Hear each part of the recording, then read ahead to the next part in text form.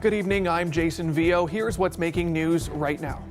I think many girls think about doing it, but they don't because they're, intimidated by the guys, but they're honestly treat me as an equal. This was a legal obligation. We agreed to it, and now we are taking ourselves out of that space of agreement, and we could end up in court. Instead of carving pumpkins, they write on them or they paint on them. And we've even had some people who have bleached their pumpkins in the past because they last longer. These are all things that animals cannot ingest. Thanks for joining us. 35 students at Clair College are training to be firefighters right now. They're learning from a spot many hope to spend more time in. The college purchased a former fire hall on Cabana Road earlier this year, and that, along with 2 real fire trucks and lots of other equipment, give the students real-life, hands-on training. Our Dale Molnar was on scene today to see them in action. The one-year course teaches the students everything they would experience as firefighters. Besides in-class learning, there's hands-on training. One of the exercises simulates what they have to do once a call comes in, from putting on the gear to hooking up the hose, positioning the truck, climbing a structure, and finally hitting a pylon with water. They have to try to do it as fast as they can, just like in real life. Top time, boys! 9 minutes and 38 seconds. Yeah. Another exercise involves learning how to safely enter a burning building. We'll cut it with the circular saw, and we'll take our Halligan tool and poke it through and take a quick peek in. You know, if smoke and fire is pouring out of it, we need to find another entry point. Once they're done our program, they qualify to test for NFPA, which is a national testing which would qualify them for a firefighter in Canada and the U.S. But it will likely take 3 to 5 years before they are actually fighting fires. Each fire service provides its own training. I want to serve my community, help people, protect, educate as a firefighter. Yeah, it's physically challenging. For me personally, I need to work on my physical abilities and stuff like that. For many of the students, this is a new experience, but for one, it's a family affair. Yeah. Oh, Jobin from the fire Jobin? From the fire, yeah. So you're a second, third generation? Third generation now, yeah. Well, tell me about that. It's cool. Everybody in my family kind of has a lot of experience in it, so I've always heard about firefighting and been interested in it. Yeah. What's it like here? What's this program like? This program's awesome. We have a lot of opportunity to try a lot of different things here. Clair College started the program in 1998, and ever since then, participation by women has increased steadily. There are currently 4 women enrolled. I think many girls think about doing it, but they don't because they're, intimidated by the guys, but they're honestly treat me as an equal, treat the other girls in this program as equal. What's your message to other girls that might be hesitant about doing something like this? To not be afraid to achieve your goals, to stay strong and be independent and, just step out of your comfort zone and continue to, prove people wrong because, anyone can do this profession, and as long as you work hard and you're strong and a strong individual, you got this. This is just the first semester of the course. Next semester, the students will get experience fighting a live fire. Dale Molnar, CBC News, Windsor. There's some uncertainty around plans for a second span of the Ambassador Bridge. Detroit City Council voted down a land swap deal yesterday. The agreement has been years in the making and would have given the Ambassador Bridge Company 1.2 hectares of land. That plot of land is along the river and directly next to the current Ambassador Bridge. The agreement was made with Detroit Council back in 2015, where the city would have gotten $5 million and swap land with the bridge company. It took years to finalize this because the land needed to be redesignated. One Detroit council member who supported the land swap says she's now worried the city has opened themselves up to legal action. And in her conversations with the bridge company, it appeared this land was crucial to the future of the second span. If it wasn't crucial, it probably wouldn't have been in the deal to begin with. So my correspondence with them has been, what are you doing to talk to the community? What are you doing for community engagement? Now, could they have done better? Absolutely. But I think we find that to be something that happens oftentimes with corporations because they're an entity versus being, the community. But at this point, I don't know what's going to come next. The Maroon family, which owns the crossing, has wanted to add a second span for years, in addition to the current 92-year-old bridge. 4 years ago, the bridge company said they received the permits necessary to begin building that second span, but it came with conditions. The Canadian government said construction of a new bridge must start within 5 years, and the existing bridge must be demolished within 5 years of when the new one is built. However, there's conflicting conditions between the two countries. The U.S. permit includes conditions that the bridge carries historic significance and must be preserved. CBC News made repeated attempts to reach the Ambassador Bridge Company for comment. However, our calls and emails were not returned, so it's unclear what this latest development means for the future of the second span and if they plan to pursue legal action against the city of Detroit. Every seat was taken at a public meeting in Wheatley last night. It was a chance for local officials to update the public on the investigation into the explosion back in August. People also had a chance to ask questions, and there were a few moments of frustration. Fortunate residents that have not had to be evacuated, and I appreciate you guys coming in and doing the work that you are. I feel, though, that we would be much farther ahead if this action would have been taken in June. The gathering was requested by a committee of citizens who wants answers about the investigation into that explosion. The municipality CAO says they have found at least one of the wells and are confident another is fairly close by. Gas samples are still being looked at. So far, the gas wells have not been tied to the cause of the explosion. After 10 weeks, it looks like the evacuation order will remain in place for some time. The municipality is making arrangements for people to go in to access their properties in 1 hour blocks. People in Windsor, Essex have been quick to book those appointments to get a COVID-19 booster shot. This includes seniors 70 and older, as well as healthcare workers, Indigenous people, and those who had 2 doses of AstraZeneca. The response has been actually pretty good. We just opened up our booking site yesterday afternoon. I know for our mass vaccination site, availability has booked quickly, so that's really good news. That certainly shows that there is interest, and we are also holding spots to continue to ensure that those who haven't received the first dose or a second dose are still able to get in. The health unit is reporting 1 COVID-related death today, a woman in her 60s. There are also 18 new cases as of today, and 176 are active. The Ford government's fall economic statement was delivered this afternoon. Not much new was introduced. Its main highlight, new highway projects for Toronto. CBC Queen's Park reporter Mike Crawley begins our coverage. The finance minister had set some pretty big expectations for today's fall economic statement. Now that it's been unveiled, you'll find little that hasn't already been announced. I recognize the Minister of Finance. The biggest news in Peter Bethlenfalvy's mini budget, the green light for 2 big highway projects. The 413, stretching for 60 kilometers across the western part of the GTA, and the Bradford bypass connecting the 400 to the 404. We are saying yes to highways that will get Ontario drivers out of gridlock. The mini budget does not show how much either highway will cost, and Bethlenfalvy isn't saying. It's premature to put definitive numbers in place. The government is pitching this as all about building Ontario, but the 10-year budget for infrastructure revealed today is only a fraction higher than what was announced back in the spring. And the money allocated for building hospitals, schools, and transit over the next 3 years is not a penny different from what was in the budget last March.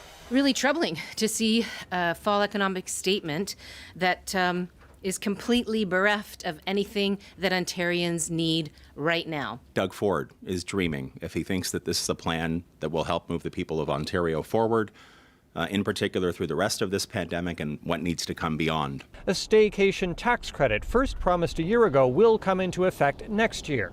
The credit will reimburse 20% of your cost to stay in an Ontario hotel, B&B, cottage, or campground. The maximum credit is $200 per person, or $400 per family. So what's not in the mini budget? Neither the middle-class income tax cut nor the corporate tax cut that the PCs promised back in the last campaign. And climate change? In this 200-page document, it's mentioned exactly twice. And Highways 58 times tells you all you need to know. The government absolutely has no plan to reduce climate pollution in Ontario. The government now pegs this year's deficit at $21.5 billion, nearly $12 billion less than what was forecast in March. Mike Crawley, CBC News, Toronto. Some local farms are collecting donated Halloween pumpkins to feed livestock, but one wants your straw and corn instead. Safe Haven Farmstead and Rescue in Harrow says last year it received nearly 300 pumpkins, but many couldn't be fed to the animals as they were either painted, bleached, or rotting. We take in people's Halloween decorations. So we'll do straw, we'll do corn. We have done pumpkins in the past, but unfortunately this year we do not have the space for pumpkins. So we take in the straw and the corn. A lot of our animals eat the corn, and the straw is used to help insulate their houses. So we actually, we have a couple of animals who are in separate houses because they don't get along with everybody else. And they, their houses are not insulated. So we use the straw as a form of insulation. And Coco the pig is one of them. Coco lives in a donated old treehouse. It's the perfect temperature in the summer, but can get cold as temperatures drop. Ronaldo says they are accepting any size bale of straw and can pick it up if it's close by. Glowing diyas, colorful sweets, and the warmth of family. The Windsor Essex Hindu community is celebrating the Festival of Lights. Diwali is a 5-day celebration, and today, the third day, is the most auspicious day for Hindus taking part in the festival. We set out to ask Windsorites how they will be marking the occasion. Getting very different types of the street here, eating 5 days together, the people here and enjoying, playing, dancing, everything. Children, from the children to senior or the young also gathering and dancing here at the home or some place at the temple or somewhere. Actually, we are far away from our family, so it's nothing too much. We'll do rangoli in our houses and we'll cook together and then we'll celebrate like the small celebration.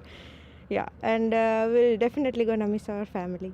I'm good in art and craft, so I'll make some paintings in my house and I'll do rangoli. So that small thing makes me happy, so I'll do that. Like tomorrow all of us bunk class and we also cancel our shifts for the Diwali as only.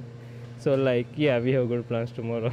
We are planning to make basundi for tomorrow, and for snacks it's khaman dokla, which is very famous dish, very famous Gujarati dish actually. In India it's a family gathering. I like it a lot, but it's here like my friends are like my family, so we spend time together.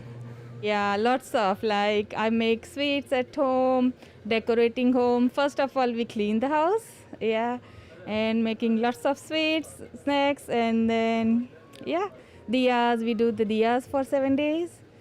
Yeah, lots of friends come at home after. We will definitely observe all the rituals, such as lighting the house completely, turning every single light in the house, lighting the diva, and distributing laddus. Still to come here on CBC Windsor News at 6, double-digit temps making an appearance this weekend. Colette Kennedy has your full weather forecast coming up right after the break.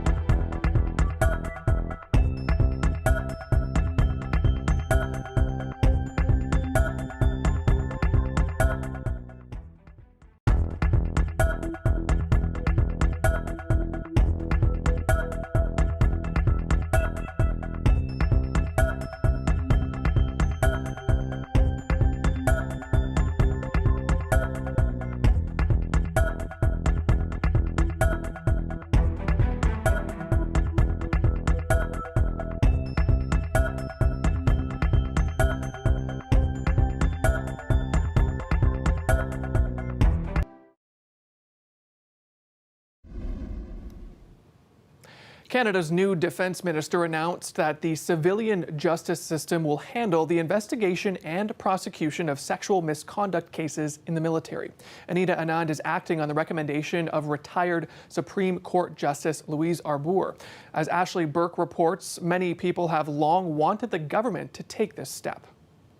Retired Canadian Forces member Stephanie Vio went public in April, accusing Vice Admiral Hayden Edmondson of raping her in 1991 on board a Navy ship. She says she didn't trust the military to investigate since Edmondson was the head of HR and denied any wrongdoing. Vio had one request to the military: bring in civilian police to investigate. I want justice for me, but I also want justice for others. Military police turned down her request and investigated, but now has turned her case over to civilian prosecutors to determine if charges should be laid or not. Her lawyer said today's development is welcome news. This was a great announcement. She was absolutely asking for this early in the process. She was concerned about how her allegations would be handled by the military justice system. Defense Minister Anita Anand announced she's accepting a recommendation to transfer military sexual misconduct cases to civilian police to investigate and civilian courts to prosecute. There's always been concern that the military can't investigate itself, particularly when it comes to senior leaders. So for me, I think it's really positive that this is one of the first steps of action that the minister is taking. A first step prompted by a retired Supreme Court justice. The government tasked Louise Arbour with reviewing the military's sexual misconduct crisis. She gave this interim recommendation last month to Anand's predecessor, Defense Minister Harjit Sajjan, saying these reoccurrent allegations of historical sexual misconduct against senior CAF leaders and the related Canadian Forces National Investigation Service investigations have led me to conclude that immediate remedial action are necessary to start restoring trust in the CAF. It's unclear right now how many cases could be passed on to civilians. The first step for the government is figuring out a process to do that and finding out what police forces could take the cases on. There's no date yet for when that could happen or how long this interim measure could last. Ashley Burke, CBC News, Ottawa. Canada, the U.S., and at least 18 other countries have signed a deal to stop public financing for fossil fuel projects abroad by the end of next year. At the Climate Change Conference in Glasgow, Environment Minister Stephen Guilbeault spoke about Canada's commitment to the initiative. The phase-out is underway in Canada. We are committed to ending export of coal, thermal coal, and phasing out conventional coal-fired electricity no later than 2030, while supporting coal workers and their communities through the transition to cleaner energy. No Asian countries were included in the deal, even though China, Japan, and South Korea are the biggest backers of foreign fossil fuel projects in the G20. Also today, several countries agreed to phase out the use of coal.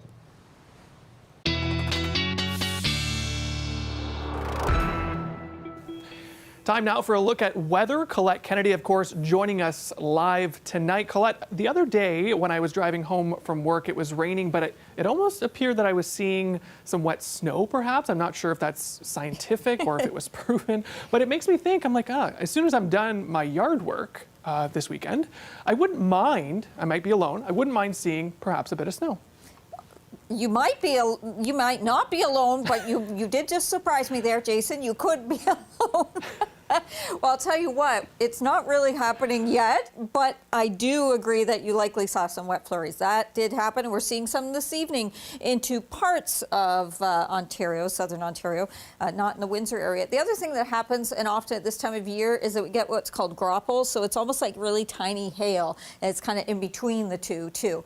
Below freezing, though, tonight, we've certainly got the temperatures cool enough for this. A stretch of dry weather, though, coming, so that's the key there, why we're not looking at any kind of significant snow coming up yet. Just a bit of this activity tonight, and then we're drying out. And then temperatures rising soon. How soon? Well, this weekend we're going to start to see things really beginning to pump up and go a little above seasonal. 6 degrees right now, and it's 4 degrees there in Chatham-Kent, where you have the northwesterly breeze. But in other parts of the province, even just a bit further east, it's a southwest breeze.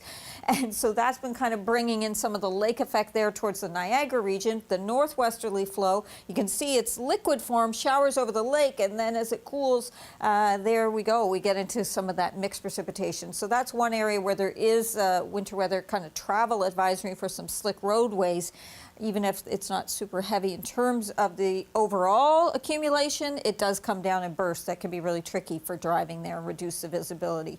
The reason we get that too is you need at least 13 degrees difference between the air temperature and the waters, and look at the waters. Most cases they're right around 13 degrees, 12 to 13. So as soon as you get to freezing with some of that air coming across, we get into lake effect. Well, what do we have overnight tonight? We'll get into clearing conditions, sunshine early, a few fair weather clouds coming into the afternoon, but nothing more significant than that. Saturday, again, we'll pick up a few fair weather clouds, but that's the dry pattern that we have. So overnight tonight, keep in mind winds aren't very strong, but it's enough to provide a bit of a wind chill, so cool tomorrow morning for the kids, getting them ready for school. They need the jackets and the hats. And tomorrow I'm taking us to 10 degrees. And also there's that warm up for the weekend, but that reminder, I'll probably give you another one tomorrow, but about the clocks falling back this weekend. For sure, and I'm looking at your forecast, Colette, double digits. It makes me think maybe I'll wait till Sunday to do some of that yard work we've been talking about. That's the thing. We're going to warm up a little further towards the second half of the weekend and then early next week. My. There we go. Thanks so much, Colette. You're welcome. Still to come here on CBC Windsor News, a creative way to say, "Will you marry me?" That unique story is coming up next.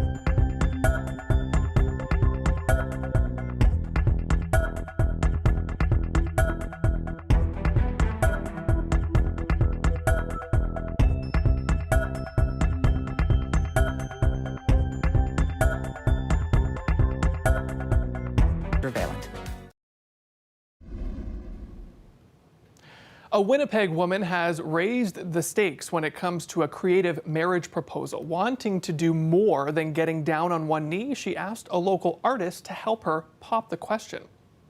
Hi, my name is Rachel Lancaster. I am a local mural artist. Hi, my name is Carly Murray, and this is my fiance, Stephanie Andretti, and we got engaged on Friday, October 29th. I always love when art can be part of people's lives in awesome and amazing ways like this. People are excited to get it, my art, so that's always exciting, and this was a really huge request, and I was happy that someone liked my art enough that I would be part of their big moment. I just thought of this idea, and I reached out to Rachel on Facebook asking if she can do this mural. She was able to rearrange her Friday evening to, come and get this piece done. And it just so happened that Stephanie had a fully booked day to, be out of the home. So Rachel was able to get this piece done, I think, within like 3 to 4 hours. I was able to pick her up, and I brought her home, and then her daughter and some of my kiddos through work had helped me with the lights kind of around the piece. And when she came home, it was all ready to go. She had walked me out and I was blindfolded, and then when I took my blindfold off, she was down on one knee, extremely nervous. I was nervous. I was shocked, to be honest. And then she had asked me to marry her. I was really excited for her and her reaction. I just wanted to kind of create a special moment for her because she deserves it. So I wanted to, make that special. Yeah, it was a really exciting day. So I was shocked even more when I got home, and it made it even more special. It really is a beautiful piece. I kind of wish it can stay on my driveway forever, but it'll be washed off, I guess, at some point. Time now for a story about a supersized spud. This is no tater tot. Discovered by a couple in New Zealand. When they were digging in their garden, they found this titanic tuber just below the soil's surface. They named it Doug because of how they dug it up, of course. And well, Doug's a big boy and tips the scales at 7.8 kilograms. The Guinness World Record entry for the heaviest potato is just short of 5 kilos. The couple says they've applied to Guinness and are waiting to hear back. Well, that's it for CBC Windsor News. Thanks so much for watching. Don't forget, for news anytime, you can head to our website, cbc.ca/Windsor. Don't forget, we're on social media as well. Check us out on Facebook, Instagram, and Twitter. The Rick Mercer Report is up next. Have a great night.